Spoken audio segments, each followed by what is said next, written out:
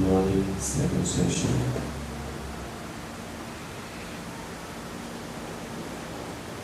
This morning, early morning, we have started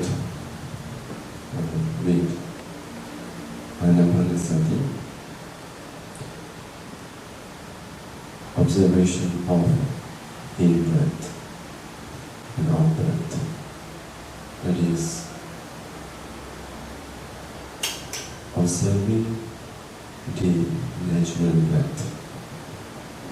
Buổi sáng hôm nay thì quý Phật tử chúng ta thường sinh thì học thường về quan niệm hơi thở, và sau đó là nó có cái bước tiếp theo.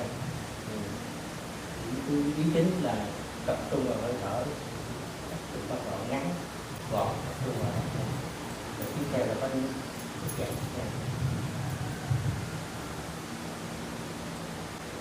While observing the in-breath and out-breath, usually our mind wanders, go here and there, doesn't stay in our breaths. Chúng ta phải nhận ra điểm này, tức là khi mình theo dõi hơi thở, mình quán niệm hơi thở mình, là phải để nó thật đương là cái đi vô và cái đi ra.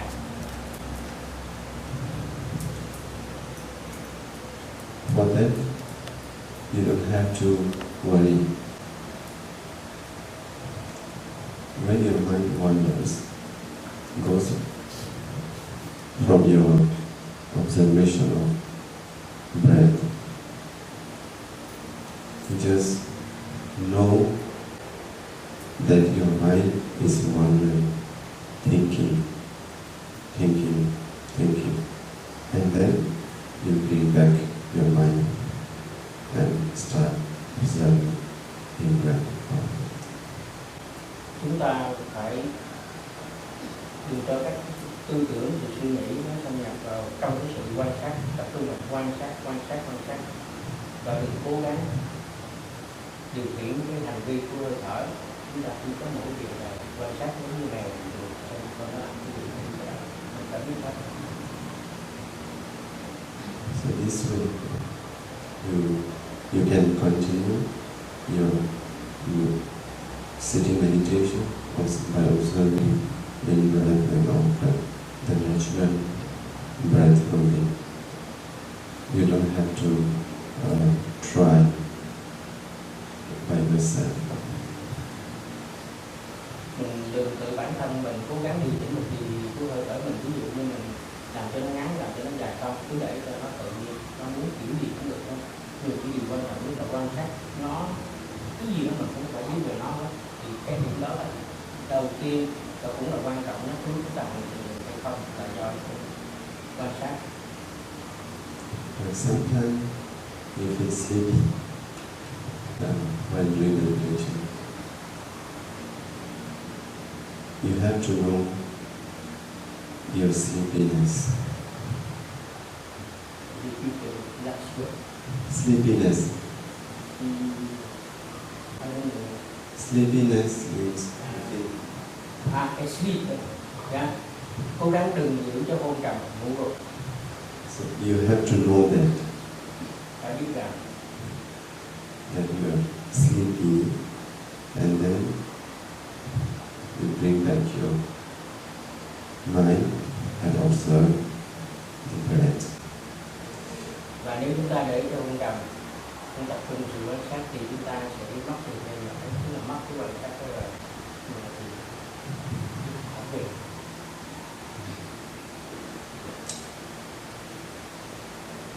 So whole session you can observe your breath in this way, and just keep trying your best, and keep trying to keep your mind in the present. Và cố gắng như vậy, cái sự yên rất là quan trọng. Cố gắng mình tránh nhiều sự phức tạp xảy ra, cứ tập trung vào quan sát liên tục như vậy mình mới tụ được. But Next one I want to teach is walking meditation. But for that, you need to open your eyes now because I will demonstrate. Yeah. Bước tiếp theo là thầy sẽ chỉ chúng ta cách hành thiền trong lúc riêng, và như vậy khi lúc đó thì các vị mở mắt ra để nhìn xem các cử động của bàn chân trên xuống như thế nào.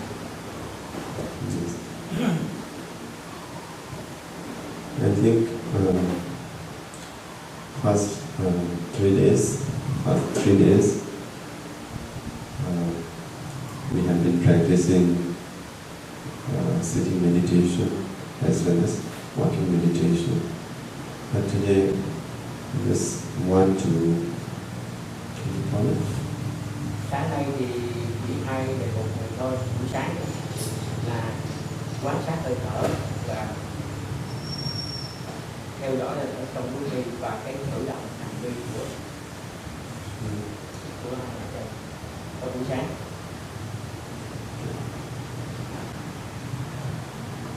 So today we will practice 3 movements of walking. So I would like to ask first. So would you like to put the observation, practice observation for walking? Bây giờ thầy muốn chuyển từ một trước cho nó dễ ngắn hơn là hành thiền, sau đó là mới quan niệm hơi thở. Thì các vị làm thấy không? Yeah. And for this also we need to I will demonstrate myself. And important thing here is that we limit, that is how we have to stand and how we have to look. Vì chúng ta cái ngoại quan đầu tiên nhất là xem cái tư thế đứng phải thẳng như thế nào đó, thì rất là xem cái tư thế của thầy đây, thì chúng ta có thể định vị được cái thế đứng của thầy. Như vậy đầu tiên là position, position, direction, và cái chiều thẳng đứng, rất là thẳng đứng. And Đừng gồng. Next, the placement of your hands. Cái của hai bàn tay. Okay, you can speak louder. Whether you can hold your hand like this. Giữ bàn tay như thế này. Tay mặt, tay trái, tay mặt. Or hold behind. Đưa ra đằng sau. Tay mặt đằng sau, tay trái đằng trước, tay mặt nắm, tay trái. Next is eyes. Eyes are important. Where you have to look. You cannot look straight. You cannot look down. You cannot look at your steps when you are walking. Con mắt cũng ở cái tư thế, có nghĩa là chúng ta giữ con mắt như thế nào, nó không nhìn rất xa, và chúng ta cũng không nên nhìn bước đi của chúng ta, cũng là có một cái thế nhìn. So you just see around 6 feet. Chỉ có tập 6 bước thôi. Don't look here, there. Không nhìn sang trái, không nhìn sang phải. And keep the limit of your distance. Và giữ cái khoảng cách của chúng ta. It should not be too short.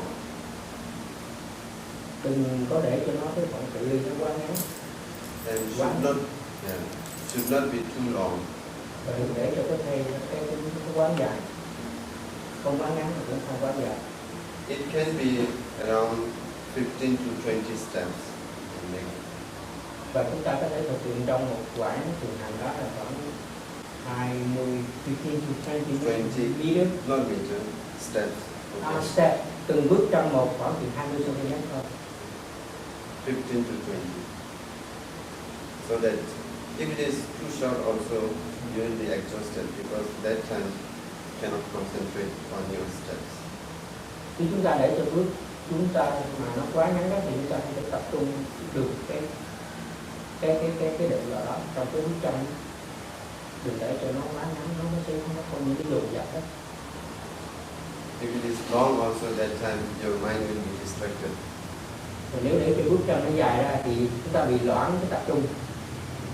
That's why we have to follow some limitation. Và như vậy chúng ta phải tập cho cùng là từ nó quen rồi với cái khoảng cách mà chúng ta đã quy định rồi đó, từ từ nó sẽ quen với đó. Okay, now I'm going to demonstrate how to Thầy sẽ biểu diễn ở đây luôn. Nhìn hai bạn trong đó. It is standing like this.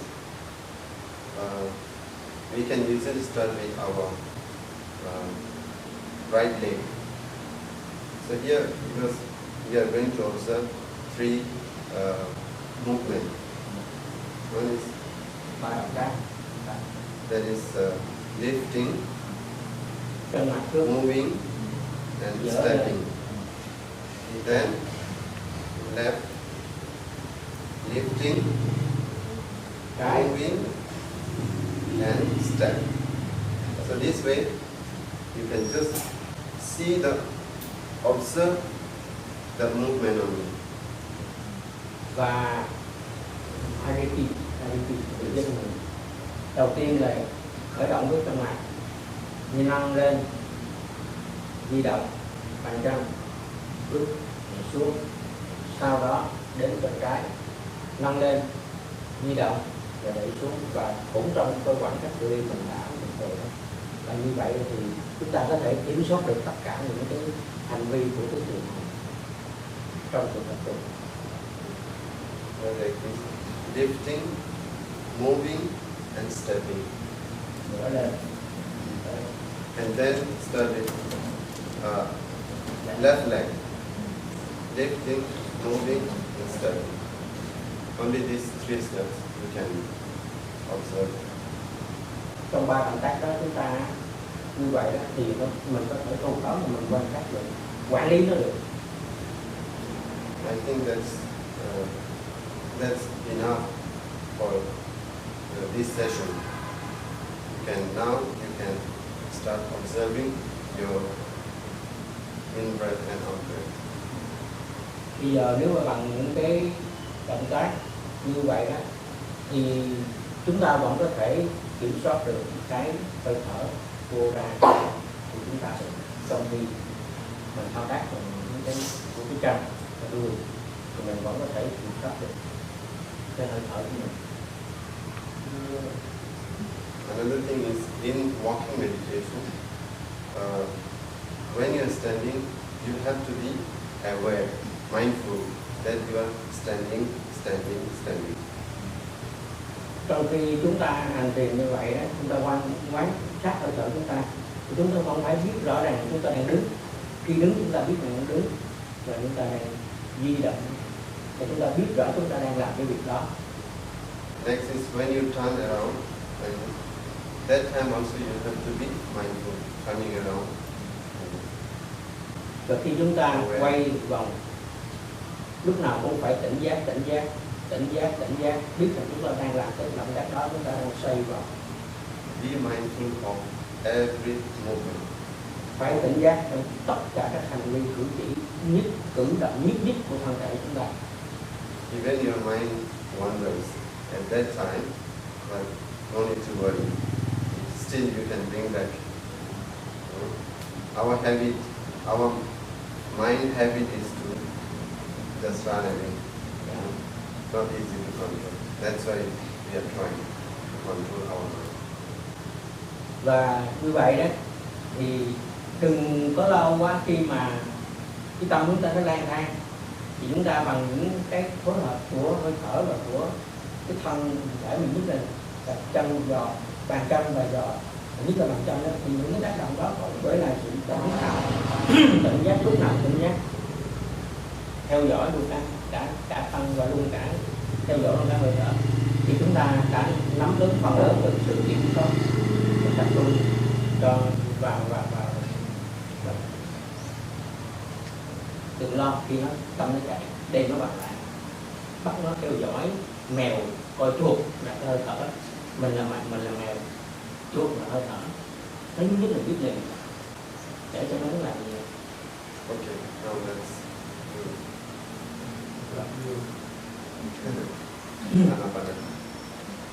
Bây giờ đến phần quán niệm hơi thở. Thầy cho hai bài giảng tiếp nhau. Cái kỳ trước chúng ta làm như một lần. Khi nó có một cái hỏi gì thì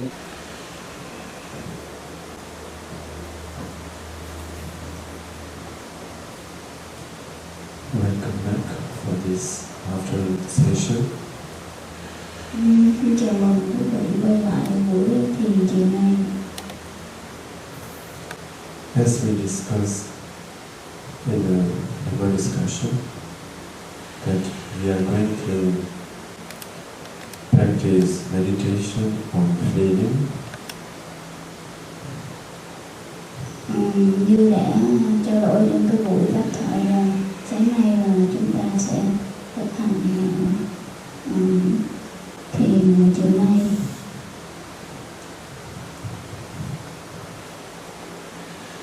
Here we just need to observe the sensations of the body. Chúng ta chỉ cần quan sát những cảm giác trên cơ thể. To make it simpler, we can divide our body into three parts. Upper part, that is head and face. Để cho dễ dàng quan sát hơn thì chúng ta có thể chia cơ thể mình ra làm ba phần. Phần đầu là trên đầu với lại cái mặt của chúng ta. Then middle part, that is from neck to waist. Phần giữa là từ cổ cho đến ngang hông. Then the lower part of the body, from waist to the toe. Và phần dưới cùng từ hông cho đến đầu ngón chân. Now when we start, we just need to observe the sensation that you feel it.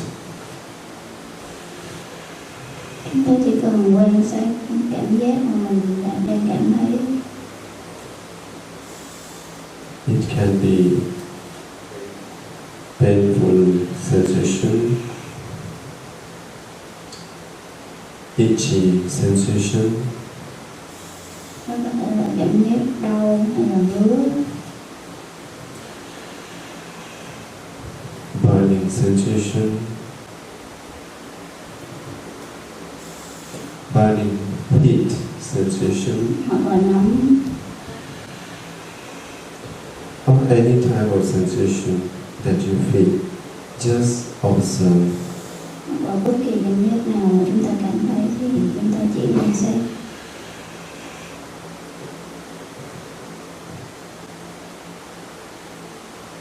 While observing, you don't have to worry much if your mind wanders. Khi quan sát cảm giác thì chúng ta không cần lo là tâm trí mình đang đi lang thang. When your mind is away from the meditation object, Khi tâm trí của chúng ta đang nặng nề với cái đang bận rộn với việc quan sát của chúng ta, and you know it, that your mind is wandering, và chúng ta nhận ra là tâm trí mình đang đi lang thang, again you have to bring back your mind and observe this sensation. thì chúng ta chỉ cần mang tâm trí về lại, quay lại quan sát tiếp tục cảm giác. Now you can start observing, starting from your head and your face, Bây giờ chúng ta có thể bắt đầu phần đầu của chúng ta di chuyển đến xuống dưới hông. And then your neck. Gọi là từ phần đầu di chuyển xuống dưới mặt và xuống dưới cổ. And observe the sensation on the right hand. Sau đó là bàn tay phải. The front side of right hand. From this. Vào cái lòng bàn tay phải. And then observe the sensation from the left side. Và tiếp tục quan sát cảm giác ở phía bên trái. And again start from below the neck. Bắt đầu từ bên dưới cái cổ.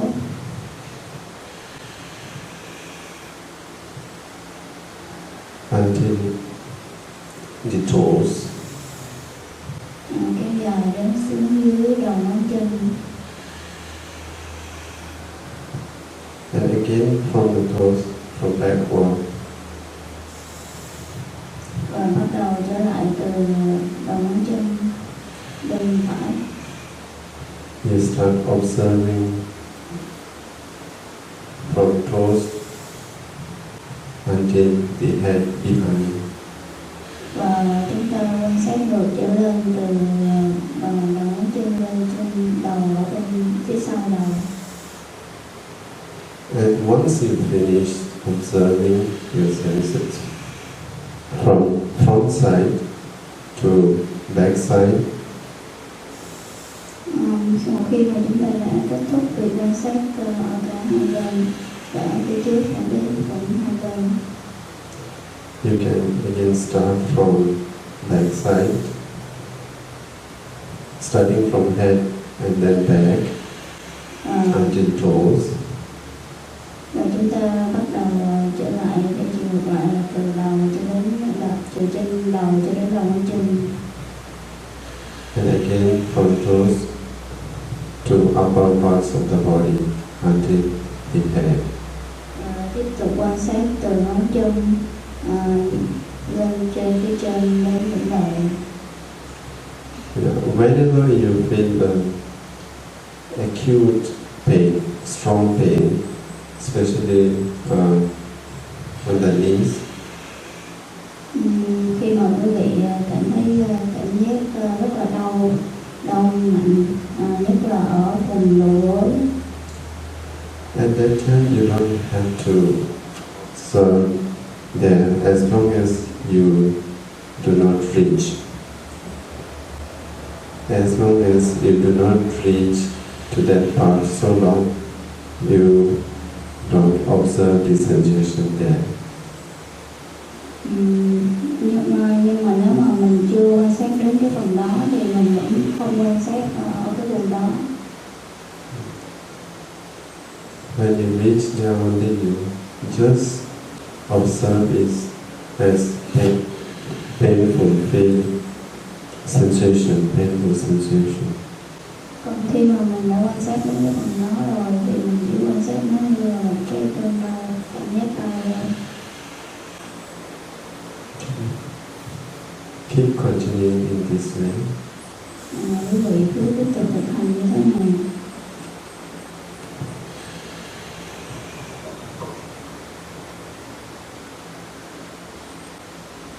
Now we can observe sensation. Giờ quý vị có thể bắt đầu quan sát cảm giác rồi.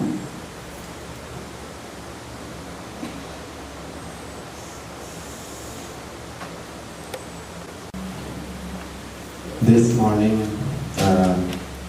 I say that I will explain to you how to manage the emotions in day-to-day life.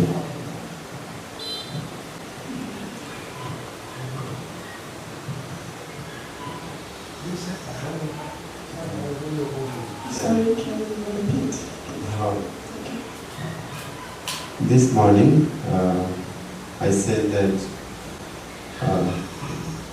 we are going to continue, and this is about how to manage our emotion in our daily life.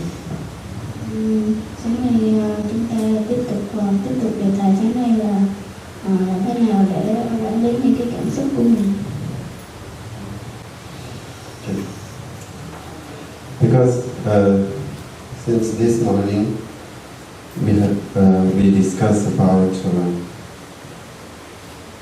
feelings, liking, disliking, and then craving. Sáng nay chúng ta đã thảo luận về những cảm giác như là thích, ghét và tham muốn.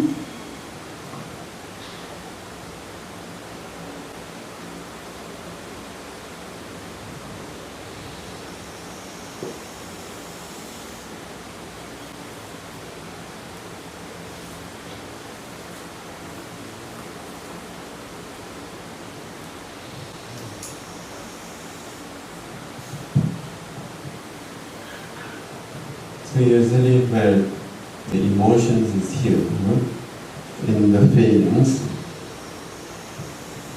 Thì cảm xúc của chúng ta nằm ở trong cái phần cảm giác. and roughly, as we see, 6 sense bases and objects.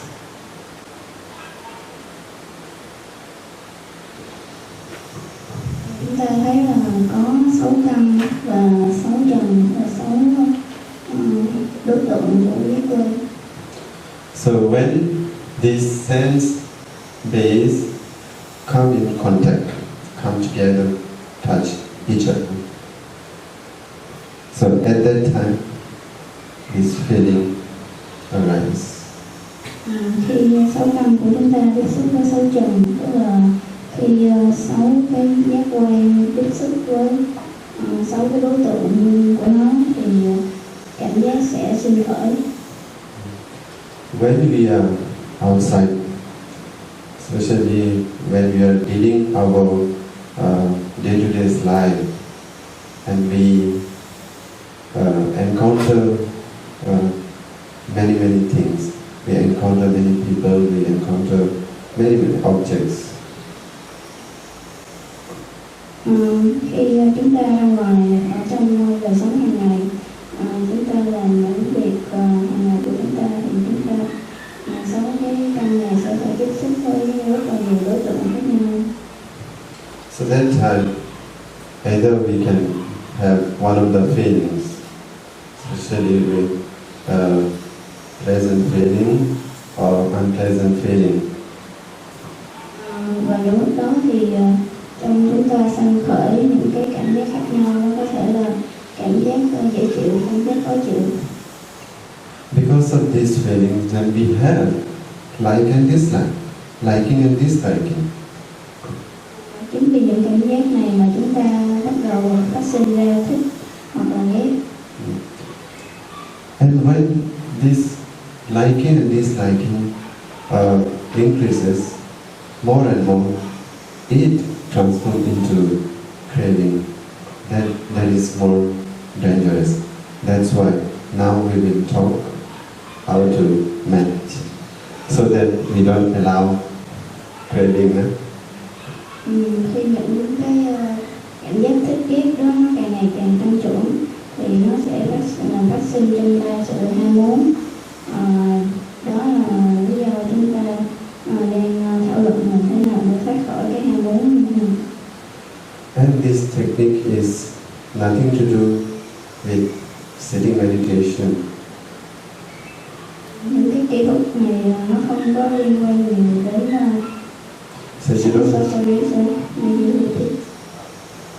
It is nothing to do with sitting meditation. Cái này nó không liên quan gì đến việc mà ngồi thiền hết. Yes. This technique is called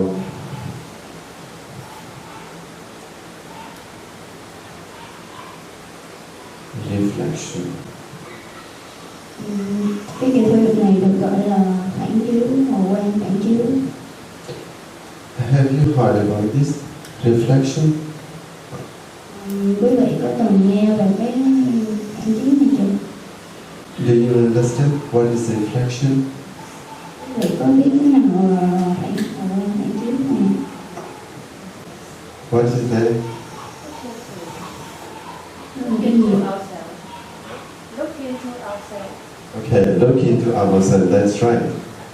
So when we say reflection, usually we can see the things as they are. Đúng, cô nói là đó là nhìn vào sâu vào bên trong mình, thì ở đây đúng như vậy. Đó là cái kỹ thuật để mà chúng ta nhìn sự vật như nó đang là. This tongue, this word is very, very important for all of us. Cái từ khóa này rất là quan trọng đối với tất cả chúng ta. Especially for monks and nuns. Đối với chư tăng và chư ni. Because in many cases, in the Tipitaka, we can find the importance of reflection. Trong rất nhiều trường hợp chúng ta sẽ tìm thấy tầm quan trọng của cái việc hồ quang phản chiếu này. Just like when our new Samaneri became Samaneri on 8, I think, right? Or 7, I forgot. So that time they decided once with regard to robe, that is reflection on robe. As Bhante also explained. Khi mà cái này thì con về chuyên về đây con không rõ lắm, nhưng mà đại khái là khi mà sa di hay là gì đó thọ giới thì khi mà đó thì họ sẽ đi thay đổi y, sẽ phải đắp y. Oh, okay, thank you. I think I spoke too long. It's okay. On that day, Bhante explained the purpose of wearing this clothes, robe. Thầy sẽ giảng Bhante, this venerable. Và thứ hai thì thầy sẽ giảng về mục đích của việc mà những cái đắp những cái y như vậy. Yeah, basically, for monks and nuns, we have 4 requisites, Đối với 4 tăng things. đối với tăng ni chúng ta có 4 yêu cầu, 4 điều cần phải có. Basic. 4 điều cơ bản cần phải có. That's what they need. One is robe, food, right, to survive, to continue our life. Đó là tứ vật dụng, thì đó là y áo, thực phẩm, thuốc men, Shelter, và chỗ ở. shelter, okay, and medicine. Because this thing also, even though the basic things, but this thing also can create liking and disliking, and eventually, becoming craving. Đây là 4 thứ mà trong đời sống hàng ngày chúng ta thường phải sử dụng, nhưng mà 4 thứ này cũng có thể tạo thành thích hay ghét trong chúng ta, và từ đó tạo ra cái sự tham muốn. That's why Buddha always encourage monks and nuns to reflect the purpose of using these 4 things. Đó là lý do vì sao mà tăng và chư ni thường xuyên được nhắc nhở phải suy nghĩ và phản chiếu về 4 tứ vật dụng này. Even for lady bird also. For lady bird also, lady bird also need these 4 things to lead a simple life. Đối với những Phật tử tại gia thì chúng ta cũng nên áp dụng suy nghĩ và phản chiếu về những tứ vật dụng này. The only thing is they do not reflect on it, the purpose of using these things. Thường thì chúng ta không có hay suy nghĩ hay là phản chiếu về mục đích việc sử dụng tứ vật dụng như vậy. Okay, now let us come to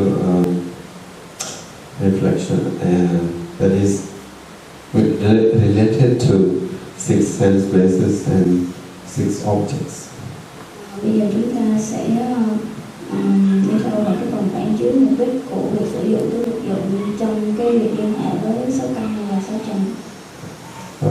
May I ask you one question? Sư muốn hỏi quý vị một câu hỏi. What is the one thing that make you emotional among these 6 sense places and objects? Quý vị có thể kể ra một điều mà khiến cho quý vị cảm thấy có cảm xúc rất là mạnh mẽ. Đó có thể là nằm trong 6 giác quan, 6 trần trong đây. Kể ra một điều. You can answer. Anyone? Có ai có ý kiến gì không?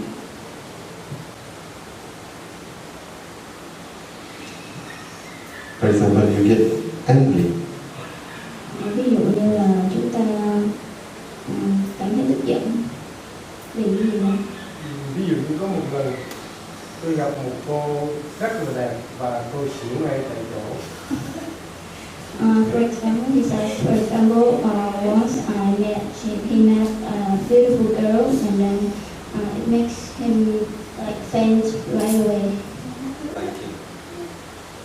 Thích, chú thích, rất thích đúng không? Rất thích chết luôn. Yes, like him to death. Like him really much, almost faint. Okay, that is all. This, okay? Directly. Tức là tham muốn. So his emotion works quite faster. Then goes to craving one and one. Thì cái cảm xúc của vị này đã gia tăng rất là nhanh chóng về cái thích, đây tăng nhanh chóng đến mức mà tham muốn được đến là cuối cùng là cái lần. Okay, you get angry, right? Mọi người đã từng tức giận đúng không ạ? Why do you get angry?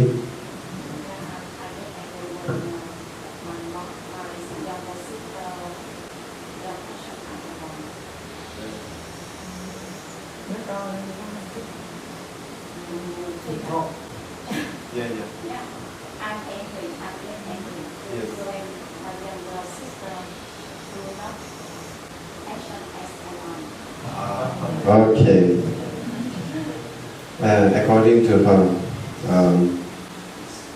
wish, that when her sister doesn't listen to her or doesn't do anything, she gets angry. Yes, reaction. Okay. Emotion because of feeling. And when you say something right, and she doesn't listen, and you get, or maybe sometimes she also talk back, right? Yes, okay, good. Not good for angry, huh? Anger. Good means that you answer that one. Anyone? Do I need to translate this? No, it's okay, that one. Có còn ai còn thấy tức giận vì gì không?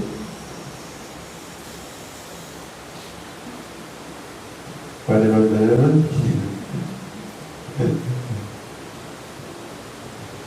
Okay. You would like to say? Cô bây giờ Con trai của mình có nhận một công viên và làm hết nhưng mà phát sức công việc mà cô ta không có hoàn thành xong nên So recently she's got an employee who is not as obedient as she should be, and it makes her really angry. Angry with her Employee. employer. Okay. Okay. What is the reason? No need to go in detail. I mean, the reason there is something there, no? Lý do mà cô thấy tức giận mình không có cần nói chi tiết, nhưng mà sơ sơ, kể sơ sơ.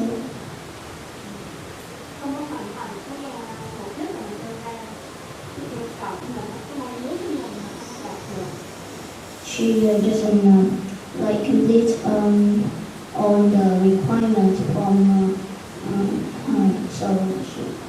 Yes. Okay. Let's see. We got two answers, right? We got to one is angry with employee, and another is with sister, younger sister. You know why we get angry? Mọi người có biết vì sao chúng ta tức giận không? That is because of ego. Là vì cái bản ngã của chúng ta, I, right? cái tôi. You don't listen to me. Vì một ai đó thì mà bạn không nghe theo lời tôi. This one comes because we don't have reflection. Chúng ta có cái tôi này bởi vì chúng ta không có chịu hồi lên phản chiếu. So in order to control our emotions, especially negative emotions, we need to do reflection. Và vì vậy mà để chúng ta điều khiển cái cảm xúc của mình, nhất là những cảm xúc tiêu cực, thì chúng ta cần phải hồi lên phản chiếu. Now, how do we reflect in day-to-day's life? Vậy thì chúng ta phải phản chiếu như thế nào trong đời sống hàng ngày của mình?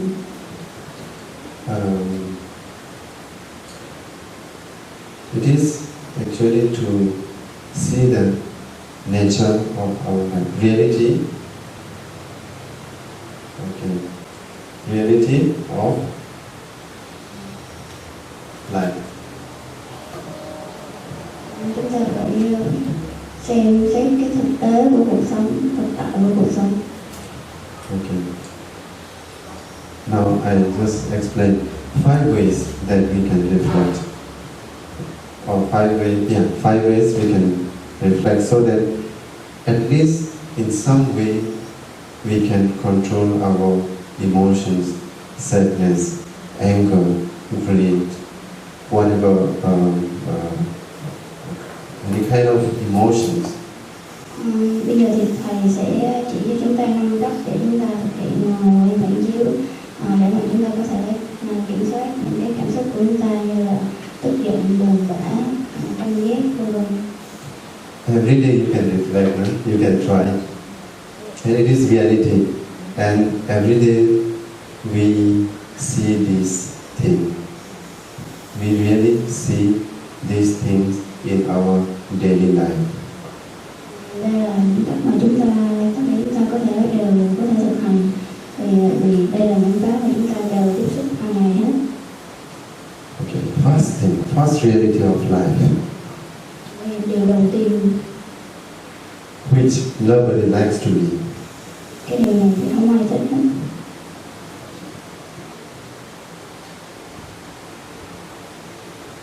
What is this?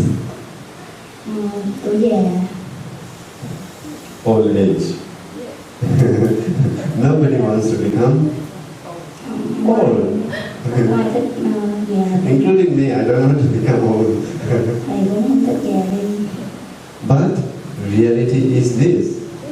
Once we are born, we grow up and we become old. This is how we have to reflect about our life. Nhưng mà đó là thực tế nên chúng ta không thể trốn tránh. Thì một khi mà đã sinh ra thì chắc chắn sẽ phải già đi. Đây là cách mà chúng ta phản chiếu suy ngẫm về đời sống của mình. Our parents also became old.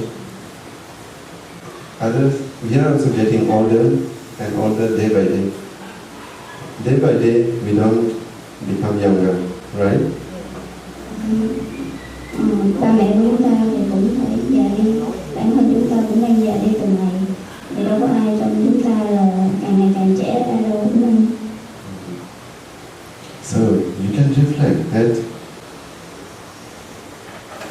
this is the nature of my life. One day I'm going to become old, quite old, and finally let's see next. Vì vậy quý vị có thể suy ngẫm phản chiếu là tất cả chúng ta đều đang phải già đi mỗi ngày. Tiếp theo. Second one, also this is reality of life, is sickness. Cái thứ hai đó là đau bệnh. Don't you think now you are healthy, right? You have no problem with, you don't have any health issue. But is there any guarantee that you will not become sick one day? Bây giờ cho dù quý vị có đang rất là khỏe mạnh, nhưng mà có điều gì đảm bảo chắc chắn là quý vị sẽ không bị bệnh một ngày nào đó không? So we should not be fond or have ego of our good health. Bởi vì chúng ta đừng có quá tự cao về cái sức khỏe tốt của mình. That's why this reflecting on sickness also will help us to maintain our mind. Vì vậy khi mà suy ngẫm sâu xa và phản chiếu về cái đau bệnh này thì chúng ta cũng giúp ích cho tâm trí của chúng ta. Next one, which nobody likes, almost nobody, and they don't want to talk about this one. What could be? Can you guess? Yeah, because nobody likes it, right? That is death. Who wants to die? I don't want to die, of course, not now. Cái cuối cùng là cái mà cũng không ai thích hết, đó là chết. Thì có ai muốn chết không? Chắc là không có ai muốn chết hết đâu. But usually people shy away to talk about death. Vậy mà hầu hết chúng ta đều rất là ngại khi mà phải đề cập đến việc chết chóc. Nobody wants to talk about death. Chả có ai chịu nói, chả ai nói chúng ta về chết hết. Because they think this is a sad thing to discuss about. Bởi vì họ nghĩ là đây là một điều rất là đáng buồn, không có nên thảo luận. In reality, we all know that we have to die. Trên thực tế là chúng ta đều biết là tất cả chúng ta đều phải chết. Actually, in fact, when we reflect on death sincerely, that time we are not scared of dying. We can be ready to die at any time. Chúng ta nên hồi quan phản chiếu và suy nghĩ về cái chết sớm để chúng ta có được sự bình tĩnh và không sợ hãi khi mà cái chết đó đến. And the next one is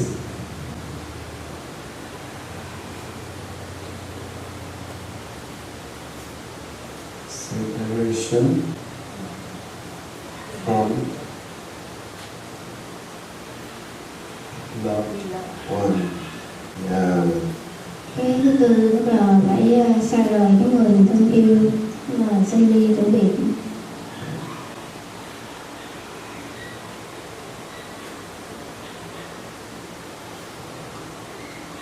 We love our parents, we love our grandparents, we love our children, we love our siblings. But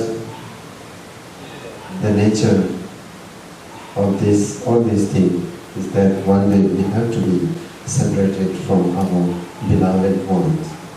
Chúng ta chúng ta yêu thương ba mẹ, yêu thương con cái, anh chị em, nhưng mà cái thực tế của cuộc sống là chúng ta đều phải rời xa họ một ngày nào đó.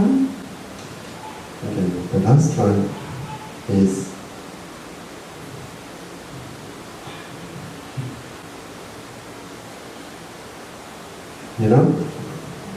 karma. Cái cuối cùng là Action. karma nghiệp. Yes. We have to reflect on our karma, because this is the only thing that will go with us when we die. Chúng ta phải phản chiếu và suy ngẫm về cái hành nghiệp của mình, bởi vì đó là cái thứ duy nhất mà đi theo chúng ta sau khi chúng ta đã chết. But we all always neglect this karma. Neglect. We do not take care of karma. Nhưng mà chúng ta đều rất là vô minh và không có quan tâm gì tới cái hành nghiệp này hết. So whenever you have any emotion, okay, not whenever, I think you just try to reflect on this, because these are the nature of every human being. Every human being, we go through this, and whether it is me or her or others, whoever there will be, we just reflect that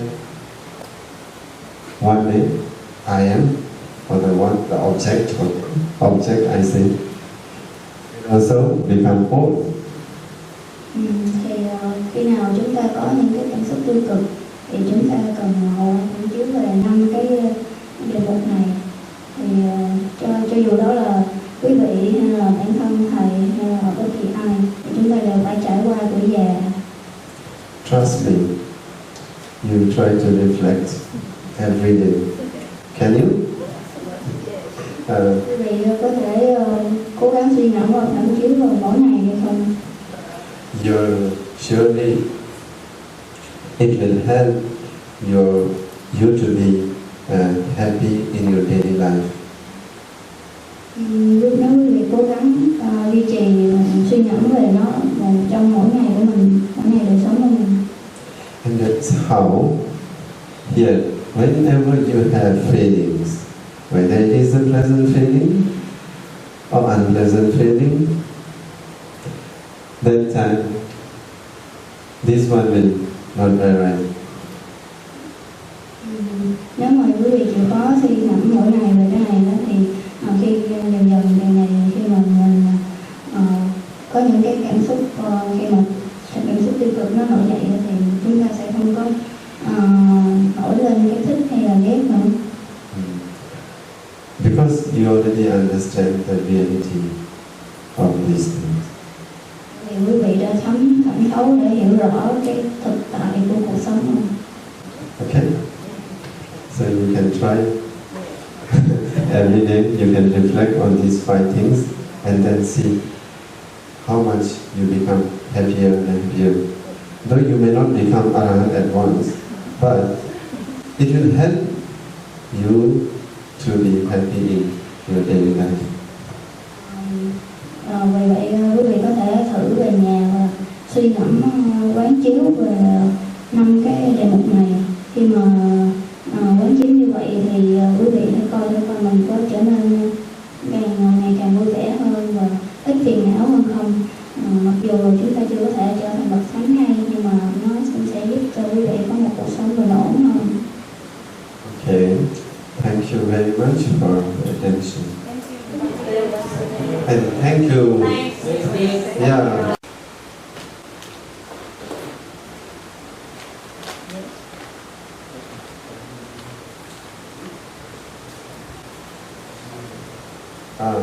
Maybe if you have any questions regarding this, we can discuss. Okay, we have our friends, so they also can help me. if I don't know how to answer. Quý vị có câu hỏi nào thì cũng có thể hỏi, và các sư ở đây sẽ cùng giải đáp cho quý vị. Yes.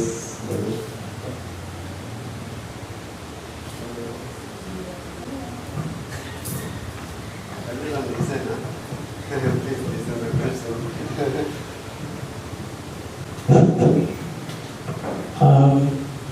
Because I have seen something very very strange. Bởi vì vừa rồi đó là tôi thấy một cái mà rất là lạ. I didn't know how to call it and what it is. Thì tôi cũng không biết gọi nó là cái gì. During the time, the moment, trong cái lúc I do my observation over the feelings, thì trong lúc tôi quan sát, tập trung cực kỳ quan sát luôn về cái cảm nhận của mình ấy, tôi thấy một cái này. I have seen one thing, something I don't know. I need to explain. I see, tôi thấy như thế này. Behind the observation and above, like a coverage, very very tremendous. Nó giống như là cái dù nó phủ rất là lớn, and it is very very bright. Nó rất là sáng and penetrating, xuyên thấu luôn. It has a nice eye, like a nice eye, giống như là cái nhìn ấy, mà nó rất là mixture in my observation. Nó lẫn lộn ở trong cái nó trộn ở trong cái quan sát của tôi đó, mà nó nằm ở dưới và nó nằm ở trên, rất phủ. And it's free. It does not link to anything, and nó không có bị cái gì áp chế nó hết. And it is not affected from anything. Và nó cũng không có bị cái gì mà nó kéo vào đấy. Nhưng there's one very very sad thing. Có một việc rất là buồn. When I pay attention to feeling, khi mà tôi để ý tới cái cảm nhận đó, and I have something react, tôi có một vài cái phản ứng ngứa quá, itching, too much itching.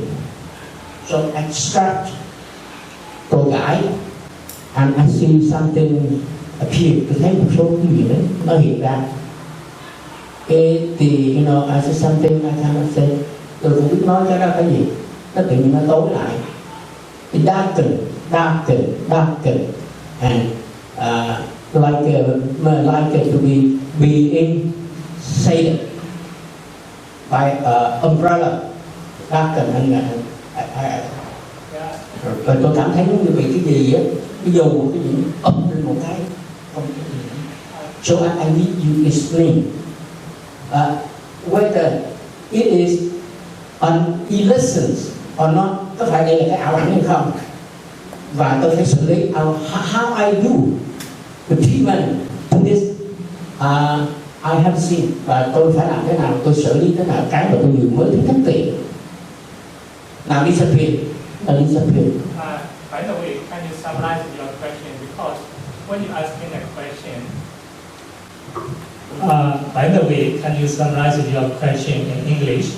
When you asking a question to the Bandi, because your question is interrupted by your language, that's why we cannot catch the whole question.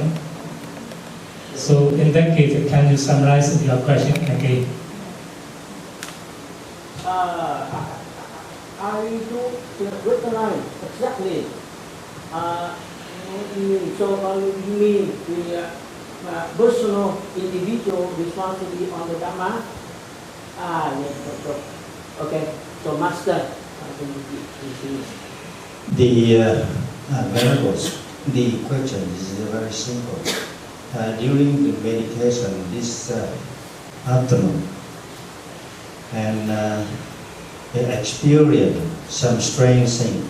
The first time in his life, when he tried to observe the sensation, the feeling, and he observed, he see something like the umbrella, but very bright, up on above his head, cover whole body, and he doesn't know what happened. He cannot do anything. Just something strange in his life the first time. Okay, I leave it for the Venerable to respond.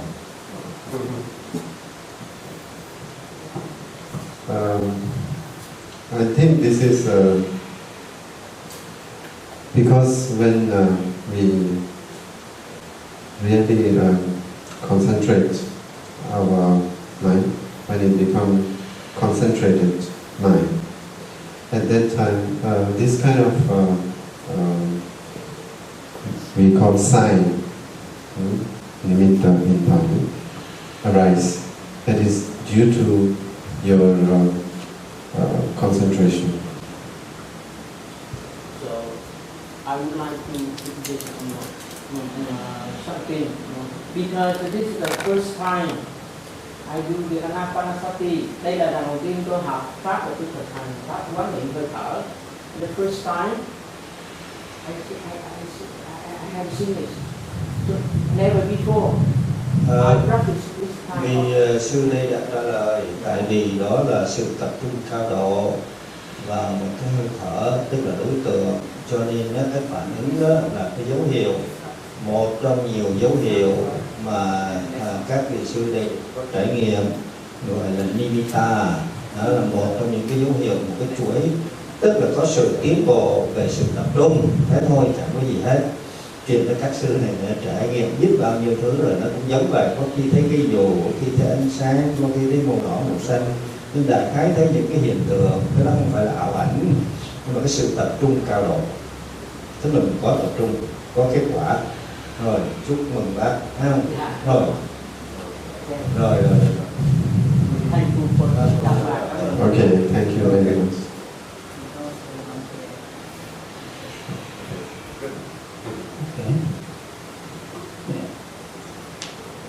There are some stages for the new practitioner.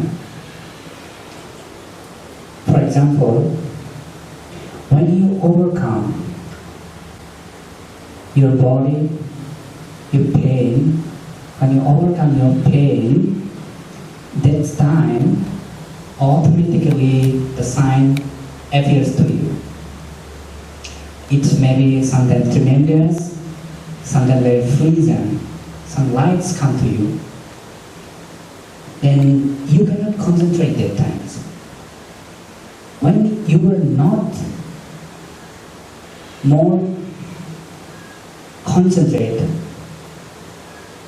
because you have that strong faith that I want to attain that state, and then you are big and a strong faith. Because of a strong faith and less concentration, this kind of sign sometimes disturbing you. When disturb those kind of sign, you must again come to the exhale and inhale. What is called?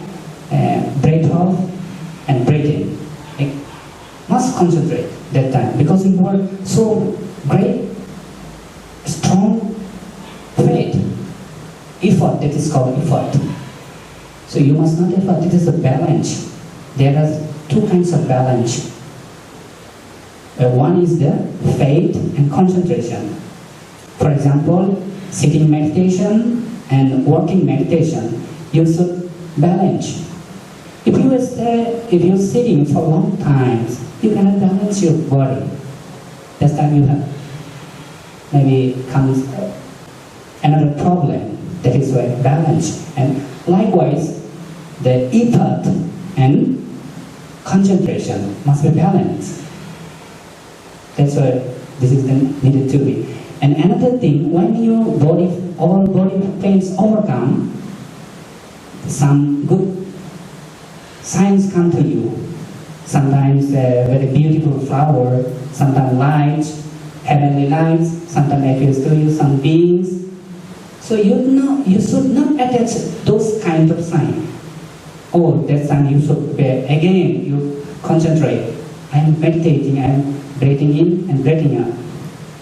Again, because those are the impermanent.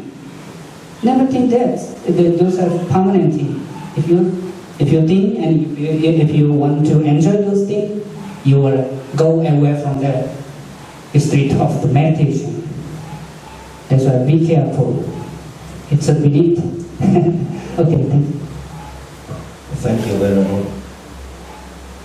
Ngài giải thích thêm bổ túc là những trường hợp mà chúng ta tập trung cao độ. Tại sao chúng ta tập trung được? Tại vì chúng ta có niềm tin nơi Phật. Phật bảo rằng là ráng tập trung như vậy thì sẽ được tới cái chỗ nào. Chúng ta có niềm tin tuyệt đối nơi Phật, cho nên chúng ta mới tập trung được. Nếu chúng ta không tin Phật, chúng ta không thể nào tập trung nổi, tại vì nó sẽ đau, ngứa các thứ. Mà khi tập trung được thì chúng ta sẽ đưa qua những cái giai đoạn là ngứa ngáy, khó chịu, đau. Vì chúng ta có lòng tin nơi Phật. Kiếp này là chúng ta một thiền giải quyết sanh tử, và đau mấy cũng là ráng nghe lời Phật để mà tập trung. Và vì tập trung có cái lòng tin đó nó cao độ thì đương nhiên nó sẽ xảy ra những cái hiện tượng mà thấy, có thể là thấy những ánh sáng, có thể những cái bông hoa, thấy những cái cảnh này cảnh kia. Và những cái cảnh đó thì nó cũng không có hại gì, nhưng mà cái điểm hại là chúng ta ưa thích nó. Mà ưa thích thì chúng ta dính mắc nơi nó, ưa thích thì muốn ở ngoài cái chỗ đó, ở nơi cái ánh sáng đó ngoài. Thấy cái ánh sáng đó, hoặc là thấy cái bông đó, hoặc là thấy cái cảnh giới đó, rồi mình đi vào dạo chơi, mình thích quá, mình muốn ở đó luôn. Hãy dính mắc tới cái đó thì không thể nào thoát ra khỏi thiền được, nó sẽ dính trong đấy. Cho nên khi thấy bất cứ cái gì, chúng ta cũng phải quay trở về hơi thở. Thở vào, nhận biết hơi thở vào, thở ra, nhận biết hơi thở ra. Nó sẽ xảy đến, và hết cái này tới cái khác. Nó giống như những cái miếng mồi, nó dụ dỗ một cái con chuột, rồi con chuột chui vào cái bẫy đó rồi bị bẫy. Nó như vậy đó. Tức là những cái đó làm cho chúng ta những cảm giác hồi xưa tới giờ chúng ta chưa hề biết, và bây giờ nó rất là thích thú. Và chính cái thích thú ấy làm cho chúng ta dính mắc trong đấy, chúng ta không thoát ra được. Và cái đó không tốt. Thấy biết, nhận biết, nhưng mà quay trở lại hơi thở ngay lập tức, tiếp tục nhận biết thở vào, thở ra. Tức là mình xả ly những cái cảm giác đó, nó chỉ là cảm giác thôi, cảm giác là nhất thời xúc động. Hãy tập trung nhiều là nó có thôi. Cho nên đó, ở đây có cái chương trình là quý vị phải đi thiền hành, rồi quý vị ngồi, không cho ngồi lâu. Tại vì ngồi lâu nó không có cân bằng với cái đi nó không cân bằng với cái ngồi cũng không được. Cho nên hai cái nó phải tương đối. Quý vị đừng có nghĩ là đứng lên đi thấy 10 phút nó thoải mái rồi không muốn đi nữa. Điều đó sai, tại vì nó không cân đối được với cái ngồi. Cái ngồi mà 45 phút thì cái đi phải khoảng 20 phút. Nó mới cân bằng thì nó mới tiếp tục, nó có thể tiến đường trên con đường tu tập được. Còn có nhiều vị nếu thôi 10 phút nó thoải mái quá rồi đi ra uống nước nghỉ ngồi chơi, không tiếp tục nữa, và như vậy là không có cân bằng. Khi ngồi thiền sẽ thấy khó chịu và không có tiến bộ. Cho nên ở đây những cái gì mà chúng tôi có kinh nghiệm thì cũng là chúng tôi cũng đau khổ nhiều rồi, cho nên hướng dẫn quý vị bằng những kinh nghiệm thực tế cụ thể. Cho nên quý vị cố gắng thực hành, quay trở lại hơi thở, buông bỏ những cái ảnh mình thấy đi, ánh sáng, bông hoa hay là cảnh giới vườn bông đi chơi này kia.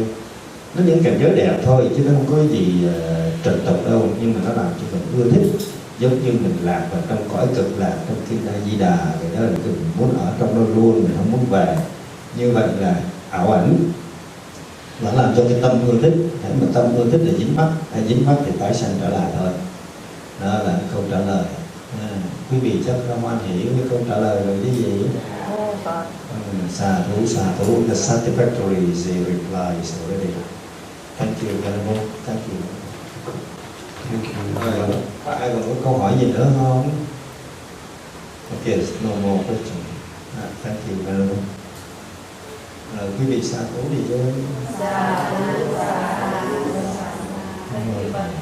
Thank you, Bante. Thank you.